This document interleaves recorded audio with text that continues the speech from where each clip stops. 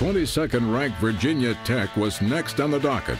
And before a sellout crowd at the Heights and all of college football watching this Thursday night game, BC made a statement.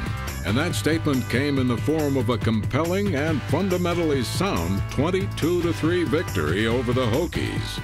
Sean Glennon off first down, lets it fly. Following an interception by senior Ryan Glasper, BC went ahead early in the second quarter on a 15-yard pass from Ryan to Challenger as the fans could feel something in the air. The Eagles' smash-mouth defense kept the Hokie offense at bay all game. Gets dragged down.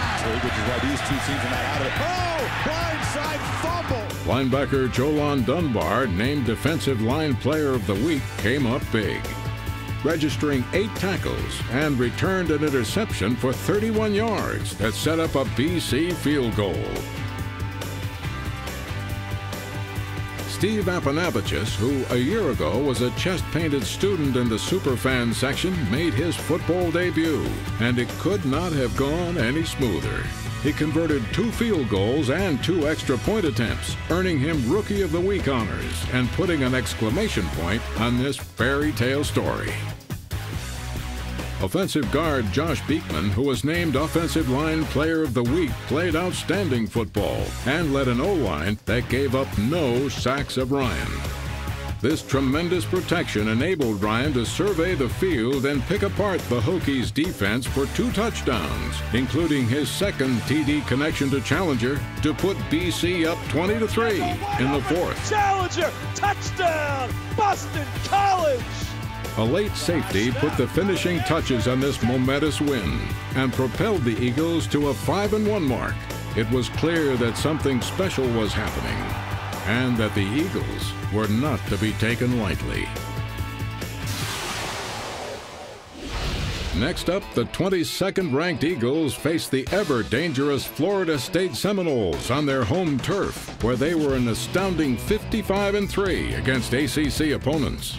In front of 83,000 fans and a nationally televised audience, the Seminoles tried to black out the Eagles by wearing all black as a tribute to the unconquered Seminole tribe of Florida.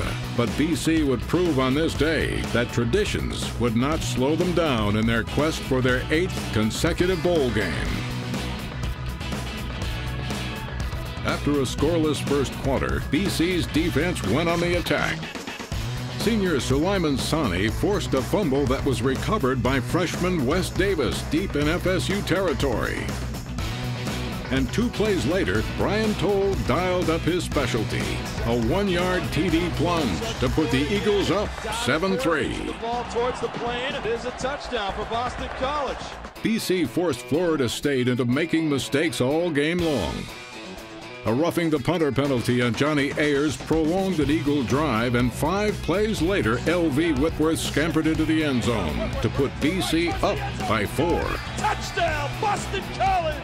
And with 27 seconds left before the half, DeJuan Tribble stuck a dagger in the hearts of the Noles and quieted the deafening crowd with an interception that he returned 36 yards for pay dirt as the Eagles soared into the locker room with a commanding 21-10 lead. 20-10. Take that, Seminole Nation. An Apanavicius field goal in the third upped BC's lead to 14. With the Eagles' lead cut to 7, BC wisely took a safety late in the fourth quarter instead of punting, leaving it up to the defense to stop the Noles. And once again, the defense would rise to the occasion. On the final play of the game, and with the outcome on the line, Larry Anam came away with an interception in the end zone as BC pulled out a hard-fought win in this hostile environment. Not many teams have been able to travel to Florida State and convincingly conquer one of the nation's elite football programs. But the Eagles, playing the 12th toughest schedule in the country, had proved that they themselves were now among the nation's elite.